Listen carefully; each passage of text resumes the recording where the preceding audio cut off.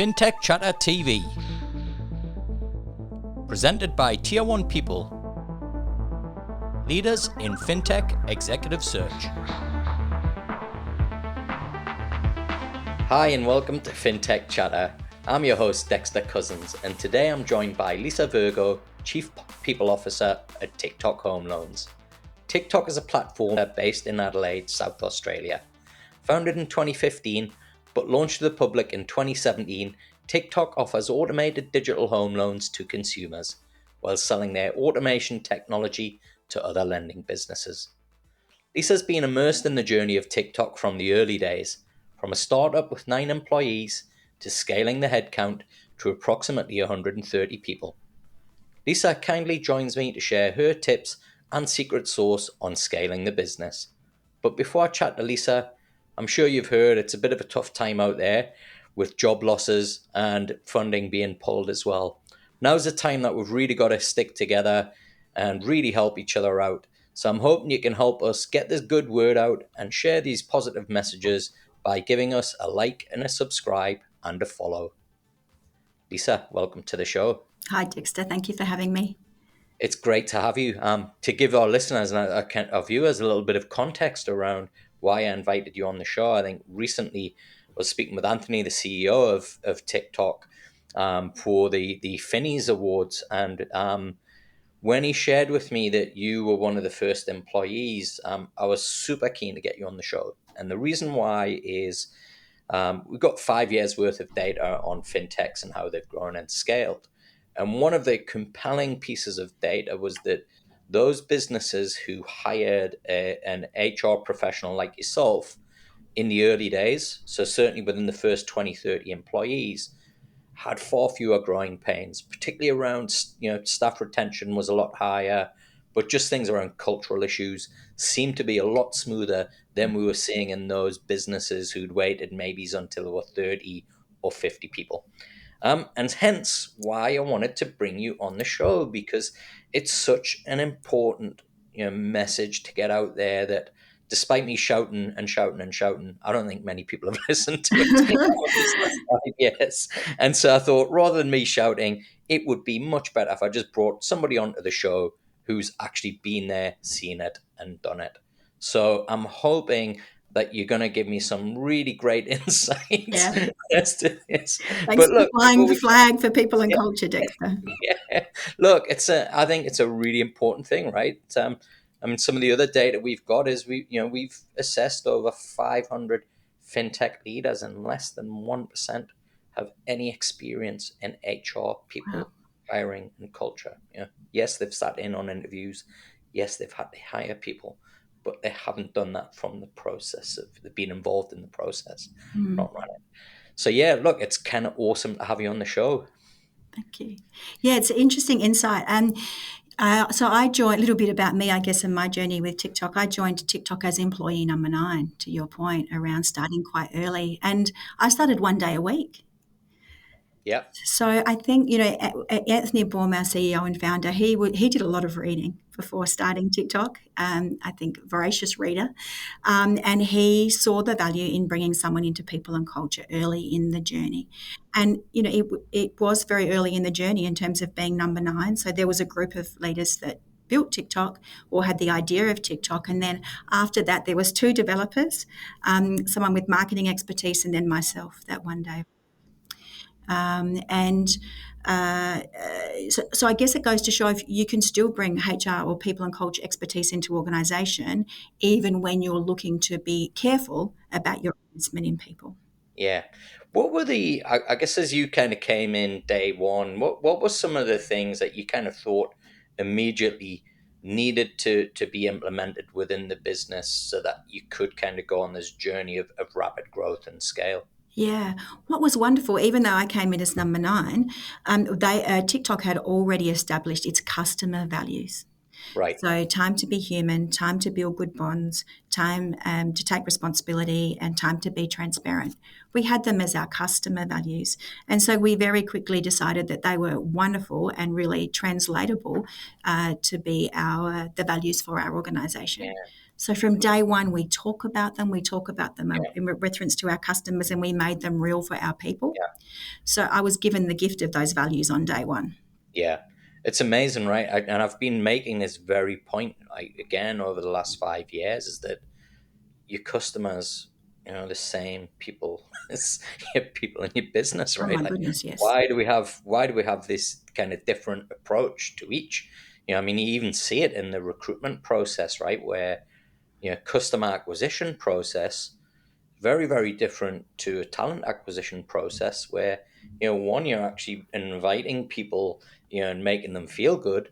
And the other one, you're kind of trying to exclude people and make them feel bad and ignoring them, right? It's kind of crazy that Kind of they're crazy. two very different. And the values were so important because when we first started recruiting at TicToc, so one of my first jobs was to start recruiting. I hadn't done a lot of recruitment, Mm, but one of my first jobs was to start recruiting, and Anthony and I did that very much hand in hand from the beginning. He was meeting every new person, interviewing every yeah, new person from the outset until we got to the point of maybe 20 employees where he was happy to hand over to me. And then, yeah, of course, part of our scaling was there was a point in time where I was happy to hand that over to our yeah, leaders and our talent manager as well. But in the very beginning, we hadn't launched. We were a little fintech idea in Adelaide, yeah, and we were also trying to keep ourselves a little bit secret because we were one of the very first or the first in Australia to launch this digital home loan. So we were trying to keep it quite secret. mm, So when we were going out and recruiting potential employees, what did we have to sell? We were advertising ourselves as TicToc home loans, but if they went Googled they couldn't find a website. They couldn't find LinkedIn.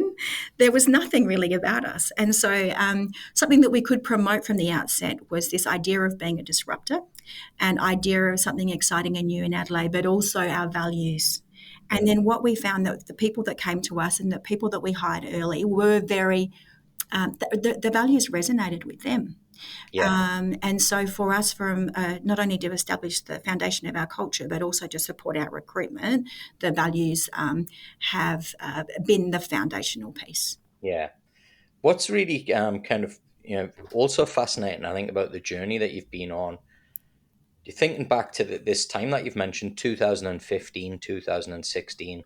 I mean, Sydney and Melbourne didn't really have much of a fintech talent kind of pool to go at. In Adelaide, I mean, I would assume it was, Less so. it was nothing there. Yeah. How did you go about identifying, the kind of skills and experiences that you felt, hey, this could actually work? Yeah.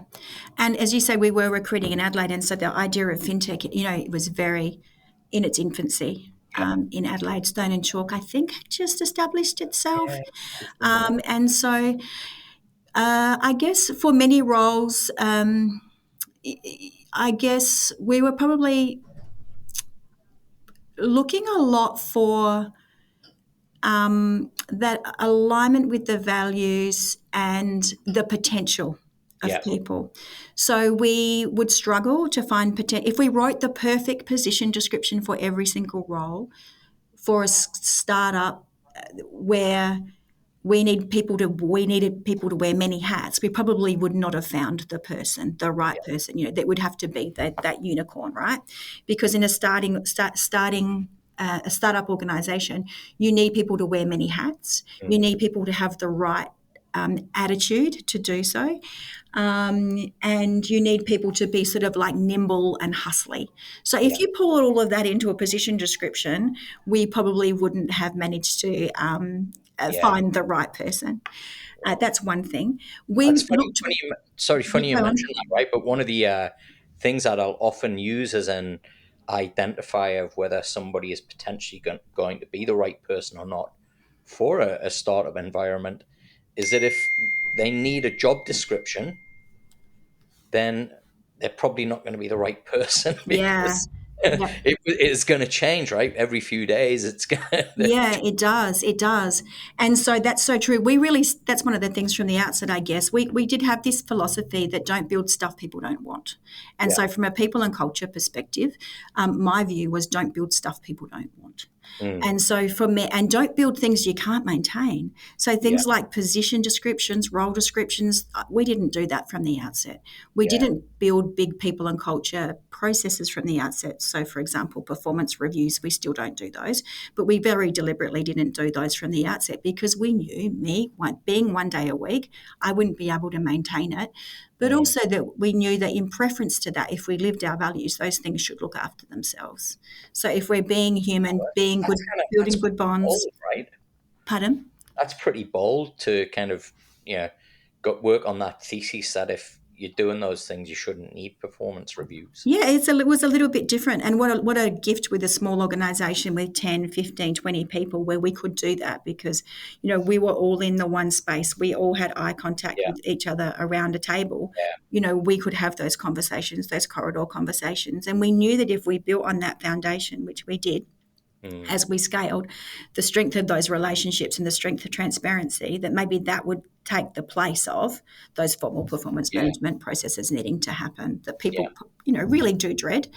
yeah, In my experiences in large organisation and even in large organisations where they're compulsory, the yeah, rate of take up is still relatively low. We find here, for example, now we've introduced some really clever tech. We've got some good Australian startup scale up technology embedded into the way we do people and culture here. And the people and culture or the HR system that we use, Employment Hero, they have one-on-ones embedded within Employment Hero. And mm, voluntarily, we have sort of 75-80% take up of one-on-ones. So we've found that if we build it into our culture, that people are having regular conversations, value building good bonds, that it's really a demand-driven P&C environment. yeah. One thing that I really kind of like about what you've talked about there, Lisa, is ties into a lot that we've seen, we've advised our clients as well, is that going back to that job description, we don't believe in job descriptions either. And what we talk about is, what we'd say is an opportunity Yeah. description. Yep. Let's talk about what you're trying to achieve and where you are. And let's figure out, within 30 days, 60 days, 90 days, 180 days, 12 months, 18 months, what is it that you want to see this person achieve? Yeah. And when you do that, not only does it make it way more attractive for the person, right? Because they can see, hey, if I'm going to take it and get it to there, and I know if they want this here and this here and this here, that I can potentially deliver that for them. But what it also does is then it negates the need for performance reviews because Mm. before the person's even hired, everybody knows what's expected, right? At what point and what needs to be delivered. And Yeah. so those performance reviews don't come as a shock that, hey, we're 6 months in and you haven't done what you said you did. Yeah. It's kind of real time feedback to, Yeah. hey, where are we? You can have those honest discussions of, hey, it's worse than we thought. We're not going to hit this in 6 months. This is what we need to do, rather than people kind of worrying about, oh, am I doing my job right? Yeah. This is Yeah. working. Absolutely. And there's a few things in that for us. We rely a lot on storytelling. Like Anthony's a big Yeah, storyteller. I'm a big storyteller. If someone wants to hear a story from me, I'll give them one for sure. And so we rely a lot on that storytelling about what it is to work at TicToc and what the expectations of TicToc are on employees and what you'll get in return. And we do that through storytellings, through our stand-ups, through our showcases, through our interview processes. And the people that will be successful here or that will be aligned really do have this knack of, I guess, listening to the cues that we provide. yeah, And it's the people probably that haven't listened to the cues that we provide in the storytelling that maybe end up not being quite so successful here. yeah, And that's okay often as well, of course, for people just to decide that we're not right for them. But the people that tend to be right for us are more the people that love an opportunity, want to grow their careers with us, but do not need those boundaries of a tight position description yeah, and the review of role over time. We're more like, take on that opportunity and see what happens and back yourself in. yeah. And what that means for us is that we have really good career development in TicToc. Mm, It happens quite organically, but then as well as that, we do deliberately provide opportunities for people to grow their careers here through the way that we've created our progression. cool. But more often than not, it's about people putting their hand up and saying, I'm going to give Yeah, this a go. yeah. Now, one of the reasons why, I talked about the discrepancy that we see in the challenges of, when you don't bring in somebody with your background early doors, is it's kind of what I call the casino effect. And look, I think the initial stages of a startup, they're quite seductive Mm. because you can get some success, particularly around hiring people. Typically you've got a network that's known to you that you can Yep. go to. You hire those people; they're a known quantity. They don't need a job description. They know what you're about. You kind of have those relationships in place. But as you start to scale, so you get to 30 people, 50 people, not only does the business change, but you're bringing in people from the outside. And usually that's when the wheels start to come off. Now, unfortunately, I think kind of a lot of founders fall into this kind of casino trap of they have that early success and feel that they've got the formula to beat the house. Yep. And so they kind of keep beating, but then they start to lose and it's like, oh, well, I'll take more money out because I've got the formula to beat the house. And before they know it, they were way ahead and now they're kind of massively in debt. What have you kind of seen, as you've scaled TikTok, as to be those kind of, those red flags or those danger points where actually this is when it changed, right? Yeah. And it's all of a sudden went from, thinking, hey, we've got this to what is going on. Yeah. Such a We'll good talk question about because we had that moment, Dexter. everybody does, um, right? This is the thing, everybody does. yeah, we had that moment. We got when we got to about 50, and then 50 to 80, we had a couple of pain points. Yeah. So really significant pain points. So I think when we, leading up to getting to 40, 50, we all knew each other very well. There was this like notion of a family, which we've evolved from that now. It's probably grown beyond that family, but there was this notion of a family where we knew each other very well. Collaboration was easy. Mm. And everybody was only like one step removed from sort of certainly members of the leadership team and Anthony. So communication was easy, collaboration was easy. It was fun to kind of, I guess, flex your creative muscle within pretty broad boundaries. But there is a point in time where you need to bring in more structure, more structured strategic. Probably strategic direction. We brought in OKRs, more probably formal rituals than we needed to have in the past because you might not pass somebody in the corridor Yeah. the way that you used to. More structured rituals, more structural meetings, and to ensure that we had communication flowing through the organisation. How did we know that it wasn't working when we got to 30 to 50 and then 50 to kind of 80 people? One of the things that we did do early on was we conducted engagement surveys Right. really early on. And I guess a lot of organisations conduct engagement surveys. The first couple we ran ourselves on just like Microsoft Forms and sort of made it up. And then in about 2019, I think we engaged with Culture Amp, another great Mm. Australian startup scale-up success story. So we always did ask our employees, their engagement with TikTok. And in the early years, so sort of 2017, we did our first one, 18, 19, engagement was really high. And we got a lot of feedback like, this is a Yeah. family, I can be myself here, I feel like I belong. All of those were very, I guess, tenets of TikTok. And we thought that was really wonderful, right? It aligned to our values. And then about 2020, it really dropped off. Our engagement dropped off.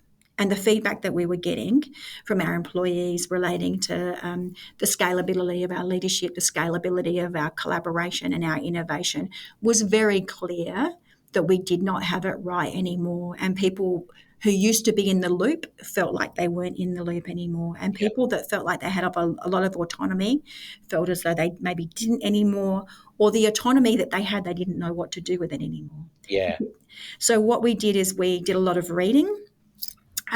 We found this wonderful article by Molly Graham. I don't know if you would have heard of it, but it's called Giving Up Your Legos. No. Oh my gosh. So that became our Bible.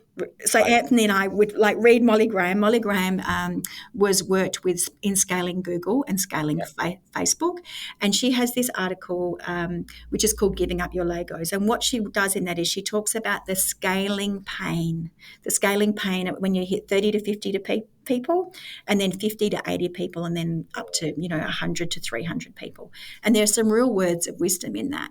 Yeah. And so when we read this, we got these engagement survey results, which weren't good compared to where we had always been in the past. And we could feel the scaling pain around probably communication, innovation, collaboration.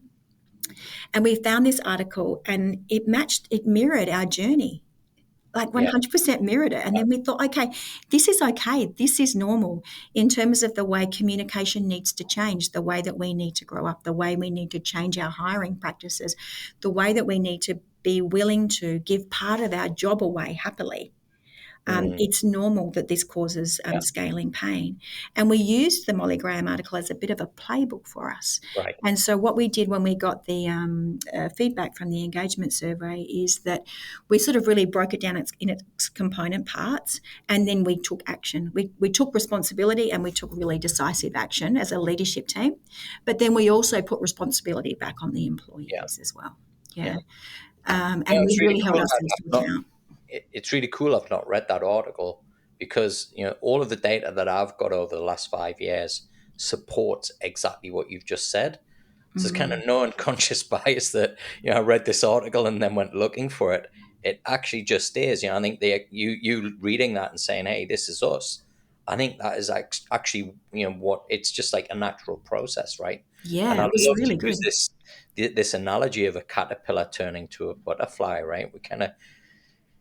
We like the media likes to seduce us, and kind of the Silicon Valley kind of Mm, rhetoric likes to seduce us that does. somehow you can bypass that sticky mess in the middle and get wings. And look, the reality is, Lisa, everybody has to go in that sticky mess, and certainly the data that we've got suggests that you know by not bringing somebody like yourself in early days, the time that you spend in that sticky mess is way longer, right? And for a lot of businesses, they actually don't even grow the wings, Mm, of the butterfly.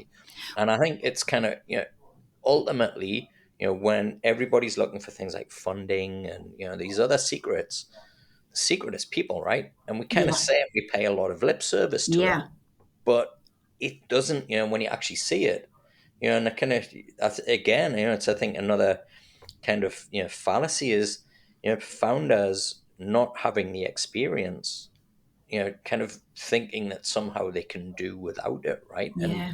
this is people, it's more important than finance, yet you wouldn't try and be your own CFO, right? You're gonna bring in somebody Right, who's an absolute expert. right. So full marks to Anthony, I think, and I'm grateful for the opportunity that he gave me because this was a stretch opportunity for me as well moving into this role. But what we do, Anthony and I, is we do have that strong relationship where he, from the outset, Yeah. he's the entrepreneur, the ideas, blue sky founder, and then I'm there as, I guess, certainly not a counterbalance, but there is a sounding board as Yeah. well. So in tough times, we get together and we talk about a way to communicate the way forward, making sure that we continue to live our values. Now, of course, the Yeah. values are often ones that we have to, prioritize, right? Because we Yeah. have got responsibilities to our shareholders as well as Yeah. responsibilities to our employees.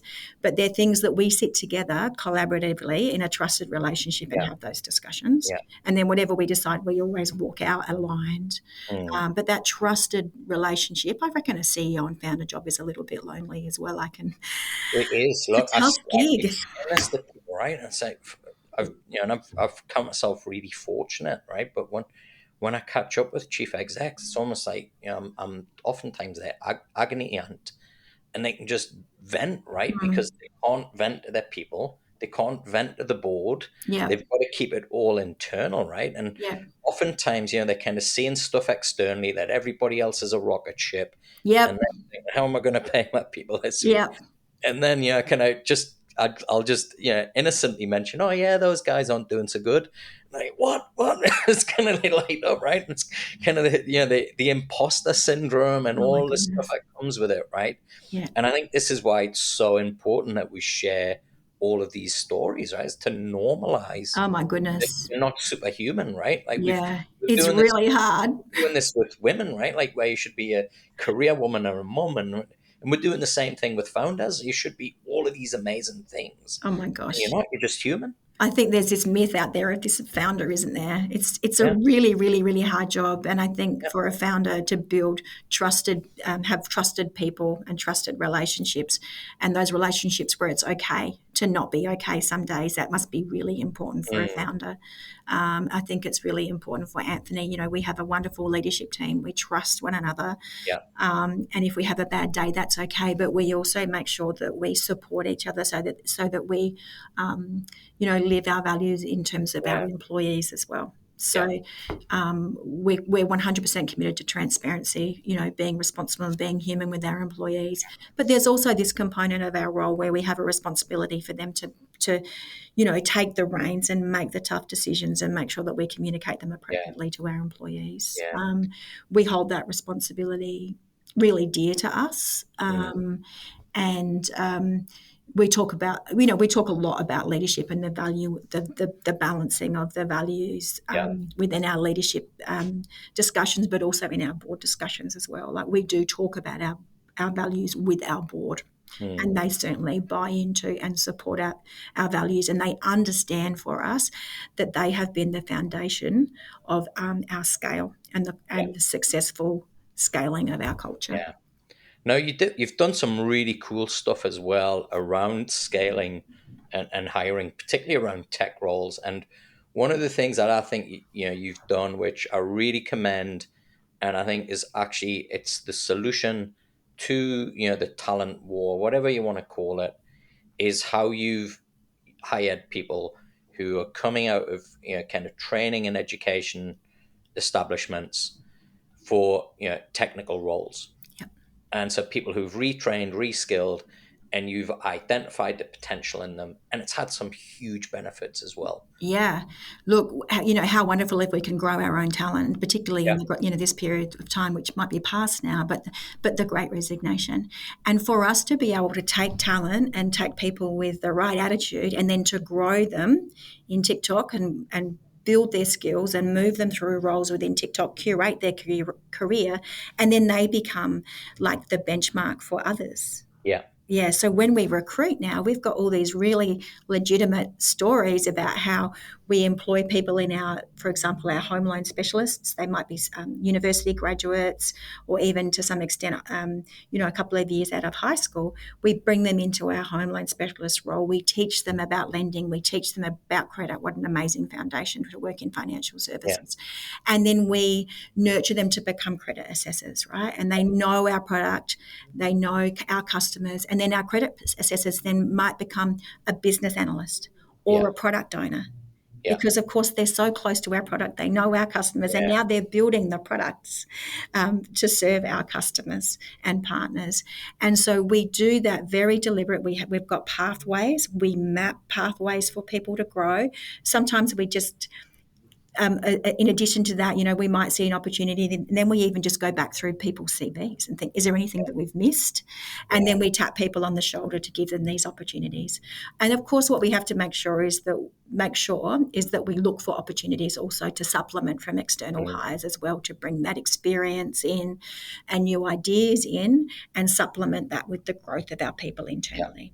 We don't have very high turnover. We're really good with our turnover. And I think part of that is that people see career growth with TikTok. They tell us that in our engagement surveys, yeah, but also they can see it. And we hold those people up as role models as well. Like, look what can happen here. mm, And then we make sure that we good put good people around them. Yeah. Something to say as well is recently we've hired a cadet from 42 Adelaide, which is a not-for-profit here in Adelaide, who are committed to growing tech talent within South Australia. Yeah. So we have a partnership with 42 Adelaide, and we've brought our first cadet in, and we have another one scheduled for, I think, next quarter. Fantastic. And we've got a real focus on also hiring people from overseas as well that come to Adelaide through the regional visa program. So we've got a real diverse mix as well Yeah. of experience that we bring in to TicToc. But we've always got an eye to talent. We have this eye to potential, but we've also in terms of their technical skill. But we also look around and say, oh, who's contributing outside of their role? Yeah. Who really loves TicToc? Who's the person that cleans up in the kitchen Yeah. after a staff lunch, And they're the people that we look at for career growth. Now, what you've mentioned there, and I kind of go back to the early days as well, and now we talk about what is, without a doubt, the kind of biggest dilemma and challenge that any of my network has faced in the 20 odd years I've been recruiting, and it's this whole kind of working from home, Oh, yeah. remote working.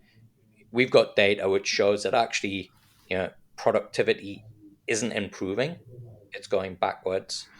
Things like collaboration are really suffering, culture's suffering, Mm. relationships are suffering. The thing that you talked about there, right? Like just visibility, Mm. seeing that somebody actually cares, right? It's like Yeah. when you're in isolation, all of those things, we're kind of hearing stories of Slack has become like, Twitter and kind of, there's some real issues around, kind of, and causing some challenges around kind of culture and communication. Yeah.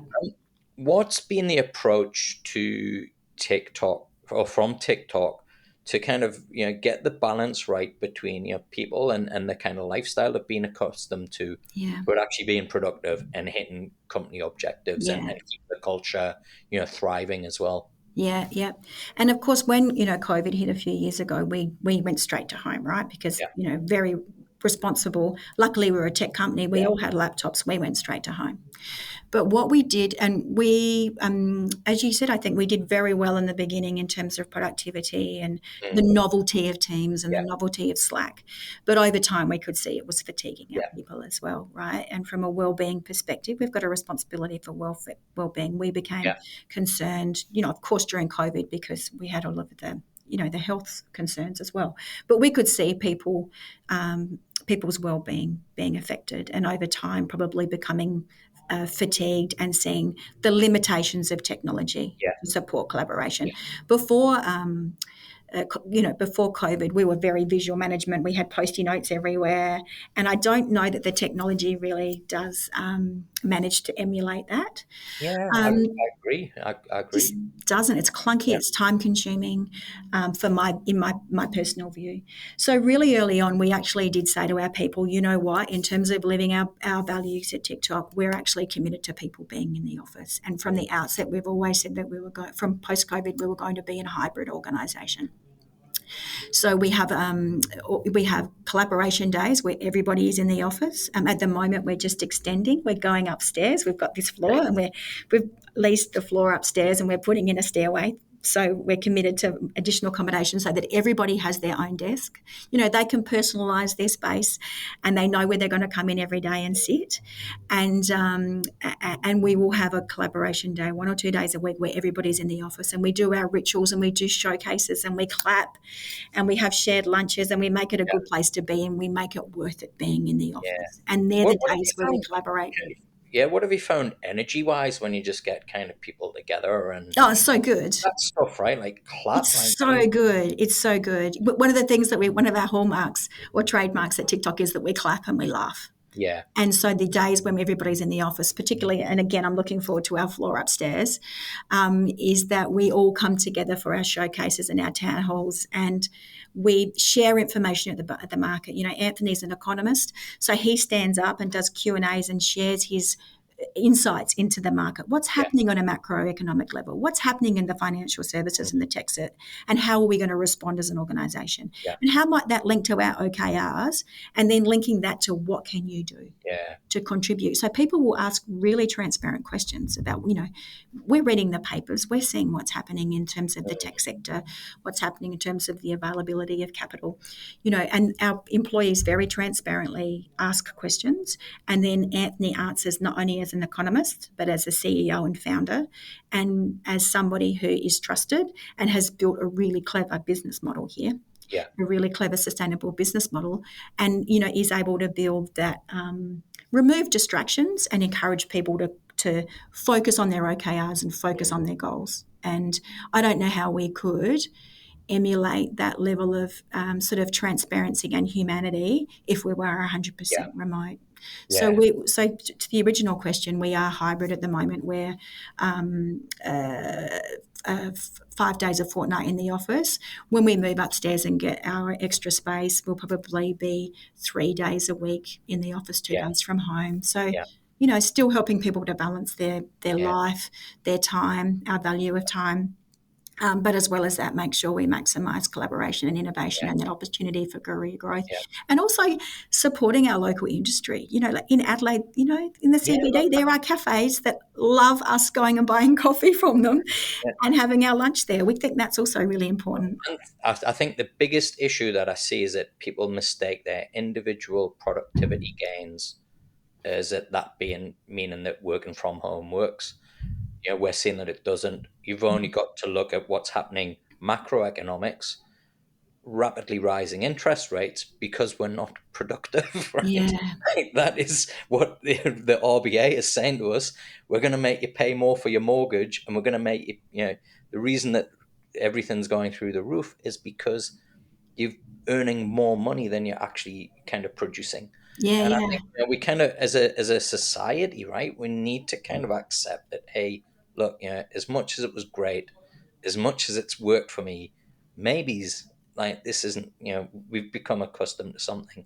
And yeah. I think that the kind of, the other kind of, I think, kind of misinterpretation, Lisa, is, to my mind, I don't know of many businesses who said, hey, we're going to be fully remote from now on. I think a lot of people have kind of assumed and read stuff in the media about great resignations and Mm, there's this war for talent. mm, I'm actually getting a lot of media coverage now because that dynamic has shifted in yeah, the space of a month, right? We've yeah. gone It from really talent has, hasn't it? Oh my to goodness, talent. the reading. Yeah, yeah, I think yeah. we're really pleased because we've always stuck with it. So even when we were under pressure last year to do fully remote, to be Mm, sure, and we felt like we were an outlier as a tech company. Like, are we really a tech company? yeah. Because we're reading all these stories about people being fully remote, and we probably did. Lose access to some talent because Mm, we were hybrid, particularly probably in the tech space, but we just stuck with our view. And yeah, we were very transparent when we spoke to our candidates. No, we're never going to be full remote, but that's okay if it's for you. yeah, And we did have a couple of people that left to go and try full remote, and it's interesting talking to them now, about how that's going for them in terms of, yeah, their connection. yeah, I'm really glad at least that we've stayed this course all the way yeah, through and been yeah. really clear about what we value, and then we've never had to pull back from anything, Dexter. Mm. Yeah, I think what's also interesting is, just looking at your journey, 9 to 130 people, it is a lot, but it's not what we've seen in some instances where it's yeah, been growth at all costs. yeah, And when you got a growth at all costs model, you go through those phases, that kind of 30 to 50, 50 to 80, 100 to 300 yeah, way faster. yeah, And your turnover is really high, right? yeah, Because people just can't keep up pace with that journey, right? You need yeah, different skills at each journey. I yeah, think kind of the approach that you've got, it almost kind of reminds me of what you would see in a kind of a second or third division football team in the English league that doesn't have huge TV revenues, can't kind of go and just buy Lionel Messi and Ronaldo, and has to look for the talent that they can nurture and develop, yeah, who then will go on to do bigger things, yeah, but will help then feed that next kind of generation, yeah, bring in players that they can kind of evolve.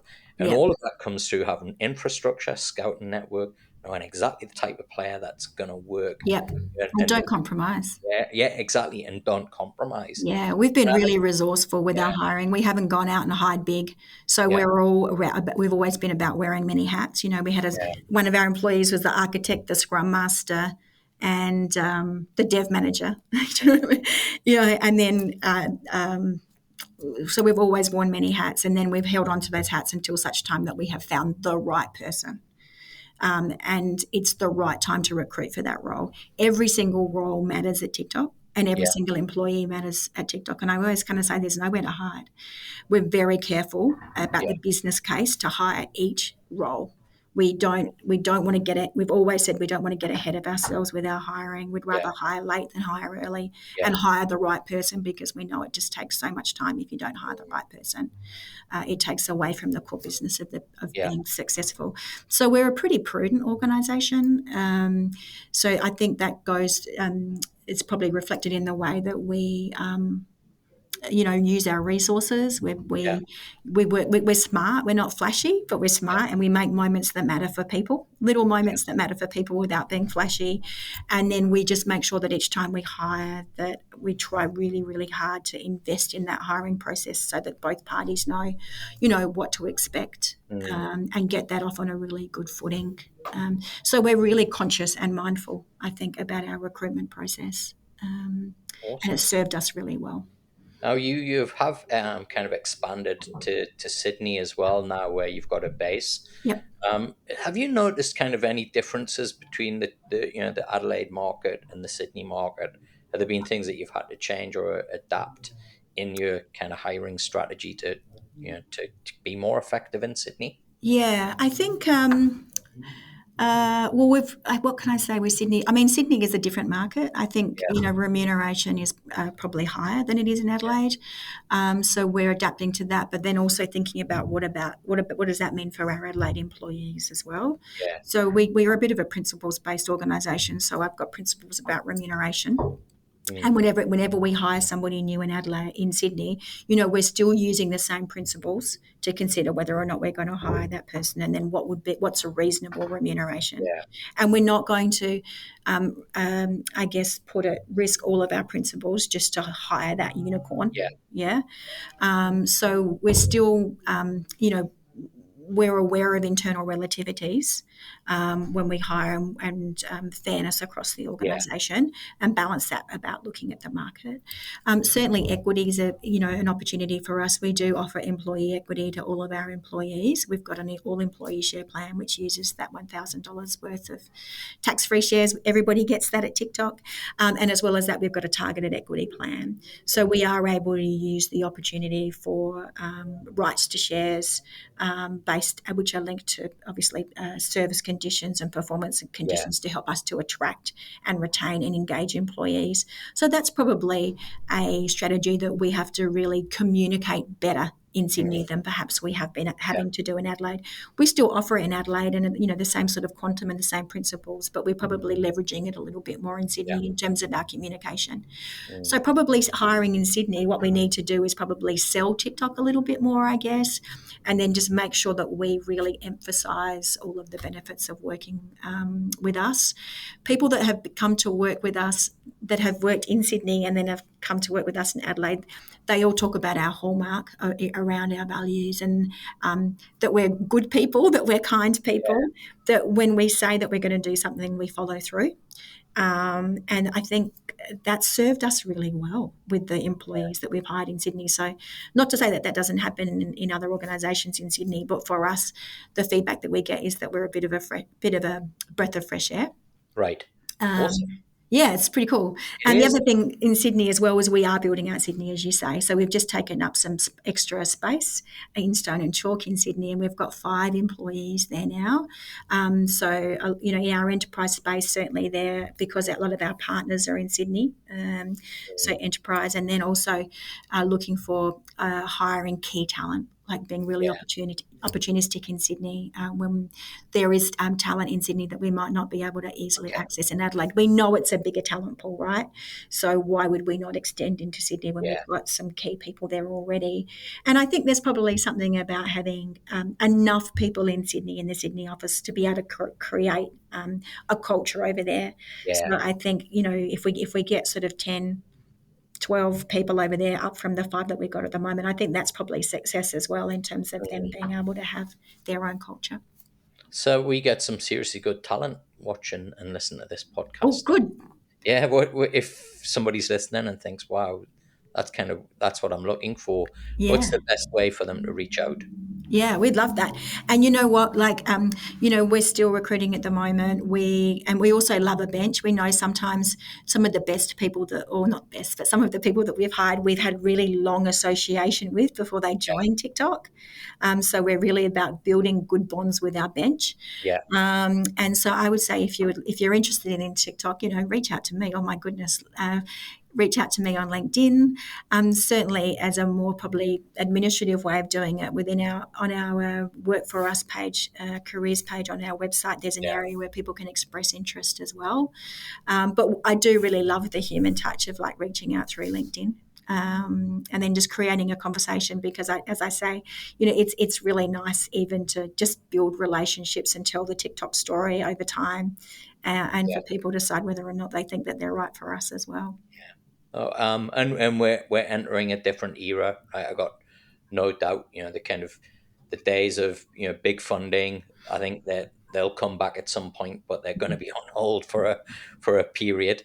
Yeah, Um, and so I think it is now the opportunity, and we're seeing this. Certainly with the early stage startups that we've had on the show this year, Lisa, that there's a very different approach to building sustainable businesses, to focusing on solving real problems for yeah, customers, versus, hey, well, what is it that I'm going to get, investment for?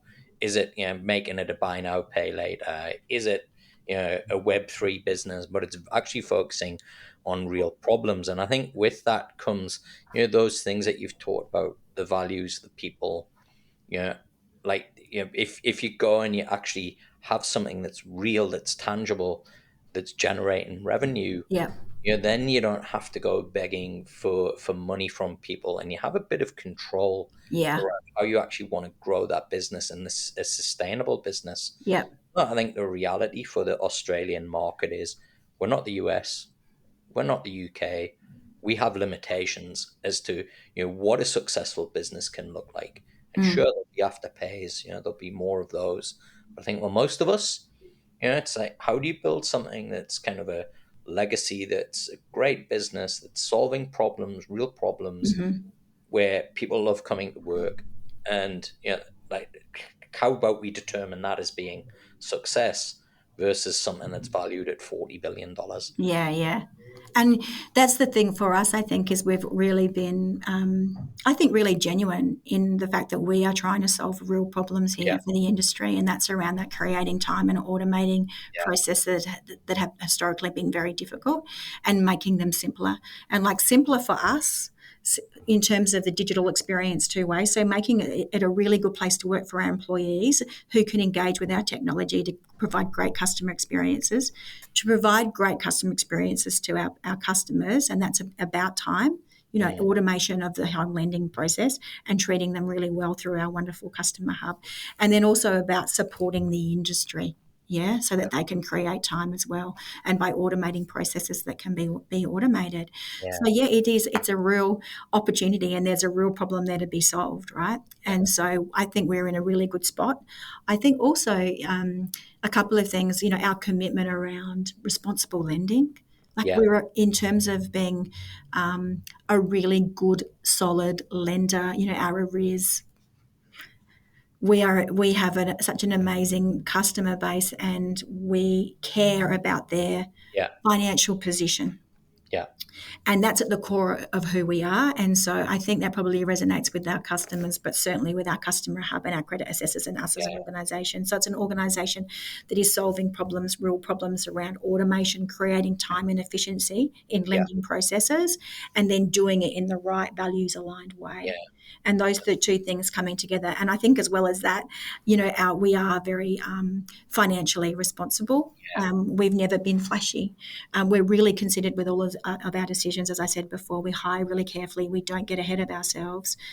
Those three things together Yeah. have, I think, helped us to build a really sustainable business. Yeah, and look, I think what you've described there, Lisa, is like in essence a purpose-led company, right? And I think people lose sight that if you're a purpose-led company, you're solving world hunger with the blockchain, or you're banking the unbanked, or something that's kind of trendy. But Mm, it's actually just focusing on solving real problems for real people in a real humane way, right? And having a yeah, business that people actually believe. And one of my clients, I love that their kind of philosophy is, and their whole culture is derived by the North Star, that when people leave, they're proud to have worked with yeah, us, right? They're proud to have been associated with the yeah, business. All of that, right? Kind of, that all the stuff that you have to do for somebody to feel that way yeah. is all the things that you've talked about. Yeah, and when we started, that's all we had. People were responding to an ad where they didn't know the company. They weren't exactly sure what the position was because we were, hiring for a role. And what did we have? We had to demonstrate to people our humanity and Yeah, building good bonds and being kind yeah, and doing what we said that we were going to do. That's all we could really yeah. launch with. We weren't going to pay the most because we were really, really responsible. We did have equity, which was wonderful, but we didn't pay the most and we weren't the flashiest and we Mhm. hadn't even launched in market yet. So what we did was really leverage Yeah, kindness and being human and offering people great opportunities to be part of yeah, something that was exciting and quite honest really. And I think it served us really well, and that is something that we have managed to scale through storytelling. yeah. And on that point, which is lovely, I just want to kind of say thank you for joining me and sharing. I know that when you and I first spoke, and we kind of had this conversation, you shared with me that many of the problems that you solve within the business was through listening to podcasts and Mm. finding things out there because it just wasn't there. And kind of now, the circle gets to kind of continue Yeah, with it's you nice. sharing your experiences, and now the kind of next generation gets to hear about, hey, well, maybe this is the way that we solve this problem. So thank you so much for coming Thank on and you. sharing your story and your experience with us, Lisa. It's just been really fascinating. And from my perspective, having kind of beat this drum for the last 6 years, to have somebody just share with it and go, what, I wasn't crazy. Right? It's like No, no, no, no, no. And we forward. haven't even got onto governance and stuff. I've only been Yeah, talking about values and things. Get me going on governance and having great payroll systems and, yeah, all of that as well, I think, which is a key hallmark of yeah. Well, American that's culture. another show That's altogether, another right? show. Well, Lisa, thank you so much for joining me. Thanks, And Dexter. look, kind of good luck to everybody TikTok, and we'll put up a link so that people can get in touch if they're interested. Wonderful. Thank you for your time. Fintech Chatter TV, presented by Tier 1 People, leaders in fintech executive search.